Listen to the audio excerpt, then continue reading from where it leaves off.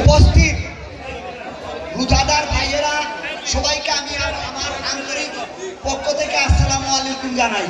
সম্মানিত নেতৃবৃন্দ, আমাদের নেতা জনাব তারেক রহমান সাহেবের নির্দেশনা অনুযায়ী আমরা এই মির্জাপুর ইউনিয়নের সকল সংগঠনের মাধ্যমে এই ইফতারের আয়োজন করছি।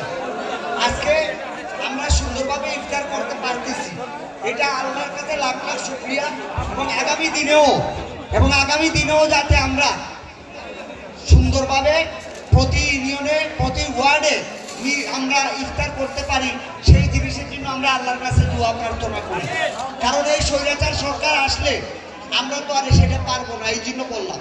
সম্মানিত নেতৃবৃন্দ, মির্জাপুরবাসীর কাছে আমার অনুরোধ, আপনাদের 9টি ওয়ার্ড আপনারা যদি একটু ডিরেকশন দেন, আমাদের সভাপতি সাহেব আছেন, সাবেক সভাপতি সাহেব কামাল ভাই আছে, নীলু ভাই আছে, আমাদের আইনুদ্দিন সাহেব আছে, আমার মুসদ্দর ভাই আছে, আপনারা যদি একটু নির্দেশনা দেন যে 9 ইউনিয়নে 9টা ইফতার পার্টি এটা হয়ে যাবে, আপনাদের মুখের কথাই হয়ে যাবে, পয়সা করি লাগবে না ভাই, 20 জন লইয়া 50 জন নিয়ে করুন না, এইরকম একটা ব্যানার দরকার, যে এই একটা ব্যানার আর একটা ইফতার করতে সবাই।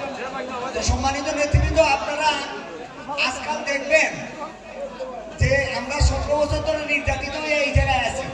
আজকাল দেখবেন যারা আওয়ামী লীগের সাথে আঘাত করে পার্টনারে বিজনেস করছে, কোটি কোটি টাকা কামাইছে, কালোবাজারি করছে, আজকে তারা বিএনপি নাম ধারণ করে আবার আসছে, আবার বিএনপির লুটপাট করার জন্য রেডি হইতেছে। এটা কি মির্জাপুরের মানুষ এটা মানবে? সম্মানিত নেতৃবৃন্দ, ওনারা আমাকে শুধু গালি দিয়ে দেখবেন, আমি উমরা করতে গেছি সেটাও তারা মন্তব্য করছে, খারাপ মন্তব্য। আসলে শিক্ষা দীক্ষা নাই, খালি বাপ কাকা হইলেই হয়, ছেলেরে মানুষ করতে হয়, মেয়েদেরকে মানুষ করতে হয়, তখন মানুষের মুখ দিয়ে ভালো কথা আসে। আমরা আজ পর্যন্ত যত আমার শত্রু কে ছিল, উপাধ্যক্ষ শহীদও আমাকে গালি দেয়নি, কিন্তু আজকে দেখবেন নব্য বিএনপি তারা আমার নামে ধরিয়া খালি গালি দেয়, খালি গালি দেয়। গালি দিতে থাকো, যত গালি দিবা অত সোয়াব আমার ভিতরে আসবে। তো আমি এইটাই বিশ্বাস করি, গালি দিতে থাকো, সমস্যা নাই।